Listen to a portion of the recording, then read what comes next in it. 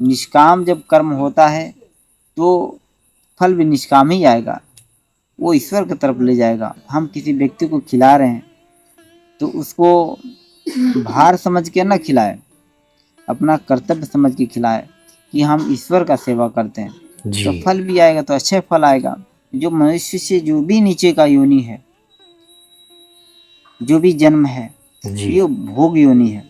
जैसे कि दुख न चाहते हुए पराधीन होकर दुख भोगना पड़ता है, पर मनुष्य इसका निवारण कर सकता है।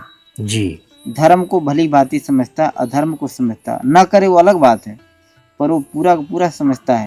और जहाँ स्वार्थ है वहीं तो अधर्म है। दूसरे की अगर हम सेवा करेंगे तो संसार में हमारा सेवा अनायासी हो जाएगा, कल्याण अनायासी हो जाएगा। ईश्वर समदर्शी है, समान भाव से सब में निवास करता है। ऐसा नहीं कि हाथी में ज्यादा है और कुत्ते में कम है, सब में बराबर है।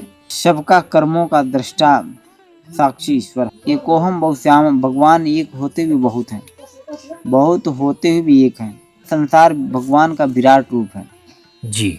फिर भी परमात्मा इससे भी अलग है। ईश्वर अंदर और बाहर सारे ब्रह्मांड को धारण करके स्थिर है। जैसे मान लीजिए कोई दुख भोग रहा है तो उसे लगता नहीं है कि हम किसी काल में ऐसा अच्छा किए हैं बुरा किए हैं, लेकिन ईश्वर को सब पता है। समाधि एक संकल्प होता है, एक निर्विकल्प होता है। जी।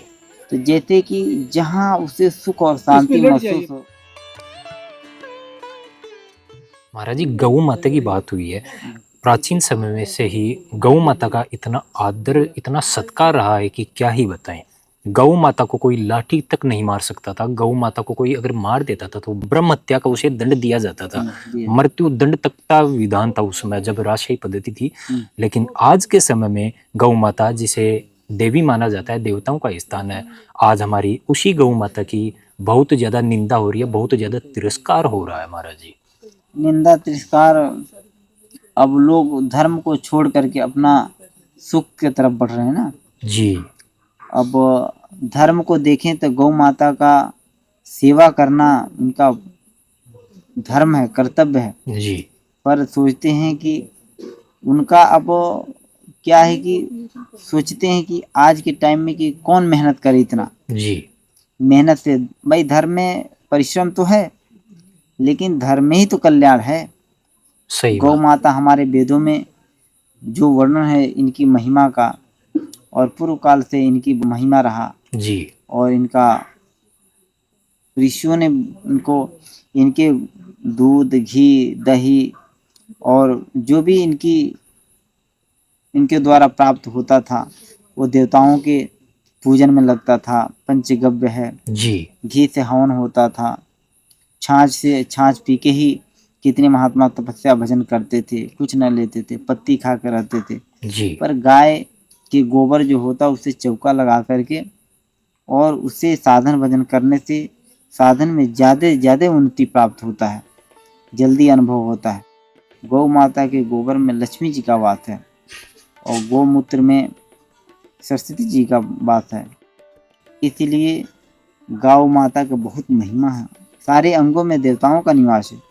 जितना शुद्धता, जितना पवित्रता गौ माता में है, इतना किसी में नहीं है। महाराज जी, आज के समय में मनुष्य इतना ज्यादा स्वार्थी हो चुका है। अधिकांश मनुष्य ऐसे हैं कि गायों की जो भूमि थी, गोचर भूमि, उनको भी वो खा गया है।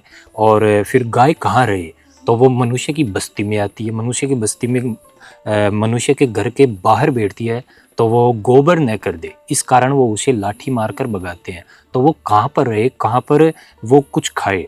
तो मनुष्य ये जो कर्म कर रहा है, जिस मनुष्य ने ये कर्म किया, तो उसकी दुर्गति संभवतः होगी। बिल्कुल होगी। क्योंकि देखिए मनुष्य जितने भी धरती पे जितने जीव हैं उनसे वो श्रेष्ठ है। क्यों जी। श्रेष्ठ है? क्योंकि मनुष्य में सिर्फ विवेक है, बुद्धि है। हाँ। क्योंकि जो मनुष्य से जो भी नीचे का योनि है, जो भी जन्म है, जी। ये भोग योनि है। जैसे कि दुख न चाहते हुए पराधीन होकर दुख भोगना पड़ता है, पर मनुष्य इसका निवारण कर सकता है। जी। धर्म को भली भांति समझता है, अधर्म को समझता है। न करे वो अलग बात है, पर वो पूरा का पूरा समझता है कि धर्म क्या है, धर्म क्या है। पर स्वार्थ बस भले उसको ना माने, पर पूरा का पूरा वो समझता है, जानता है और पहचानता भी है। अपने लोग बस भले उसका आदर न करें, पर वो जानता है। आज के युग में सब मनुष्य ज़्यादा स्वार्थी हो गया, और जहाँ स्वार्थ है वही तो अधर्म है। बिल्कुल सही है महाराज जी। धर्म उसी को कहते हैं, अपना स्वार्थ छोड़ करके, सुख छोड़ करके जो दूसरों का कर्म करता है वही धर्म है, वही कल्याण का उसका रास्ता है। कोई घर में भोजन बनाता है तो उसे भोजन अलग से नहीं बनाना पड़ता है, जी क्योंकि दूसरे के लिए बनाएगा तो उसको अपने लिए अलग नहीं बनाना पड़ेगा, उसको भी उसी में हो जाएगा। इसी तरह कोई भी अगर धर्म का अनुसरण करता है तो कल्याण, दूसरे का अगर हित होगा तो हमारा भी उसमें हित छिपा है, हमारा भी हित होगा। हित होगा। हाँ, जैसे अपने लिए भोजन पकाना बनाना जी ये अधर्म है, ऐसा शास्त्रों में है।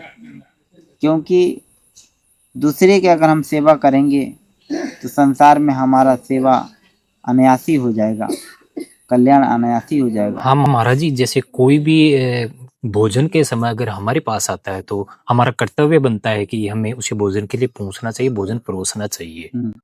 मनुष्य का यही धर्म है।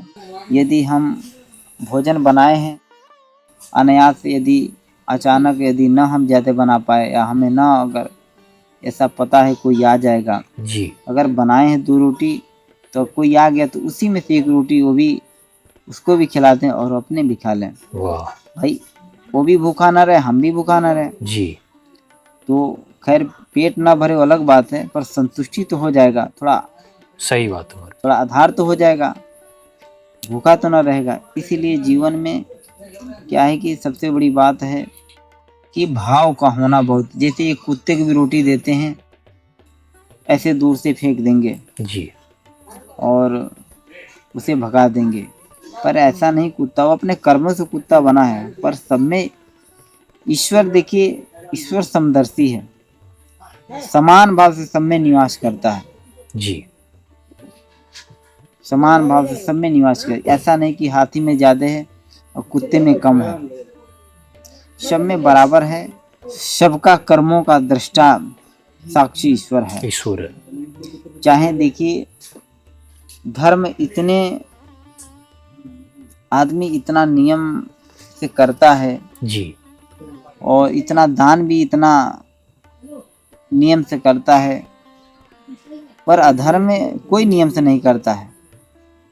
पर अधर्म का जब फल आता है तो बहुत बिगड़ आता है, भयानक आता है। हाँ, और धर्म का फल आता है तो कुछ नहीं आता, ज्यादा नहीं आता है। जी इसमें कारण यही कि मन से जो कर्म होता है, जी जिसमें जितना अच्छा भाव होगा उतना ही अच्छा फल भी आएगा। अच्छा अगर मान लीजिए कि हम किसी व्यक्ति को खिला रहे हैं तो उसको भार समझ के ना खिलाए, अपना कर्तव्य समझ के खिलाए कि हम ईश्वर का सेवा करते हैं, जी तो फल भी आएगा, तो अच्छे फल आएगा। समझ रहे हैं? जी निष्काम जब कर्म होता है तो फल भी निष्काम ही आएगा, वो ईश्वर की तरफ ले जाएगा और उसका कल्याण होगा। कहना नहीं पड़ेगा कल्याण होगा कि नहीं होगा, पर समय आने पर उसका कल्याण भी होगा और शांति मिलेगा, और उसे अंतःकरण में एक संतुष्टि भी होगा, नहीं मैं अच्छा कर्म करता हूँ। जी इसीलिए मनुष्य को धर्म को अपना कर्म समझ के करते रहना चाहिए। और जो भी असहाय गाय हों, जिस प्रकार भी संसार में हमारा सेवा का अगर कोई अवसर मिले तो उसे करते रहना चाहिए। महाराज जी, क्या जीव सेवा और अच्छे कर्म करके मनुष्य आनंद पूर्वक जीवन व्यतीत करते हुए इससे भी मुक्ति प्राप्त कर सकता है? हाँ, जीवन में देखिए ईश्वर को भजन कोई अलग से न करना पड़ता है। जी एकोहम बहुश्याम, भगवान एक होते हुए बहुत हैं, बहुत होते हुए भी एक हैं, क्योंकि ये संसार भगवान का विराट रूप है, फिर भी परमात्मा इससे भी अलग है। समझ रहे हैं? जी महाराज। ईश्वर अंदर और बाहर सारे ब्रह्मांड को धारण करके स्थिर है ईश्वर। जी। समझ रहे हैं? ईश्वर ना अंदर है ना बाहर है, जहां भी देखेंगे ईश्वर ही है। जैसे मनुष्य का शरीर है तो कहते हैं आत्मा हृदय में, जी। आत्मा का निवास हृदय में है। पर अगर इस शरीर में बहुत सारे छोटे छोटे कीड़े हैं तो उसमें भी तो आत्मा है। हाँ, सही है समझ रहे? महाराज। भाई आत्मा उसमें भी तो है, लेकिन एक आकार छोटा बड़ा है, पर ईश्वर छोटा बड़ा नहीं है, ईश्वर का वास सभी में है। सभी में है। ईश्वर तो देखिए दृष्टा है, जैसा जीव कर्म करता है उसी का अनुरूप उसे फल की प्राप्ति होता है। जैसे मान लीजिए कोई दुख भोग रहा है तो उसे लगता नहीं है कि हम किसी काल में ऐसा अच्छा किए हैं बुरा किए हैं, लेकिन ईश्वर को सब पता है, जी। उसे बताना नहीं पड़ेगा। जैसा जीव कर्म करेगा उसे उसी प्रकार मिल जाएगा। उसे जबरदस्ती उस कर्म का फल को उसे स्वीकार करना पड़ेगा, उसे ग्रहण करना पड़ेगा। महाराज जी, एक इस विषय में पूछना चाहता हूँ कि जैसे आपका सत्संग सुन रहे हैं हम वटवृक्ष के नीचे, तो वटवृक्ष की पीपल की एक महिमा स्वयं मैंने अनुभव किया है कि जैसे इनके पास आते ही एक अलग ही अनुभूति होती है, एक शांति का आभास होता है। देखिए बट भगवान शिव का साक्षात स्वरूप होते हैं और अनादिकाल से ऋषियों ने भी इसके नीचे तपस्या, क्योंकि इससे जो ऑक्सीजन निकलता है और ऊर्जा निकलता है जी। इसके नीचे थोड़ा ज़्यादा मात्रा में मिलता है और बड़ा शीतलता मिलता है। पुरातन से बट के नीचे धर्म कर्म और तपस्या संत महात्मा ऋषि मुनि सब करते हुए आए। बट के नीचे बैठने पर बड़ा अच्छा लगता है। तो महाराज जी ये ध्यान करते हैं जैसे, तो ध्यान के बाद में ज्ञान प्राप्त करने के लिए ये सबसे उत्तम जो वृक्ष है। हाँ, क्या है कि देखिए ये बट जो होता है भगवान शिव के स्वरूप है, शांत होता है। पुराने समय में ऋषि मुनि क्या है कि वो समाधि एक संकल्प होता है, एक निर्विकल्प होता है। जी। तो जैसे कि जहाँ उसे सुख और शांति महसूस होता है, अनायासी उसे उसका मन वहाँ लगने लगेगा। समझ रहे हैं? जी। जैसे भगवान का कोई साधन भजन करता है, कीर्तन करता है, यदि मन उसमें रमने लगा तो हो सकता है 1 घंटे के बजाय वो 2 घंटा भी कर ले। यदि मन उसमें नहीं लग रहा है तो वो जल्दी नहीं कर पाएगा। पहले भी तपस्या भजन करते थे। देखिए जीव संसार के रस लेता है, पर ईश्वर का अगर उसे रस मिलने लगेगा तो संसार का रस फीका पड़ने लगेगा। जब तक संसार का रस उसे अच्छा लगता है, जब तक ईश्वर का रस न मिला हो। सही बात है महाराज। ईश्वर का रस ऐसा रस है कि संसार का रस उसी क्षमता नहीं करेगा।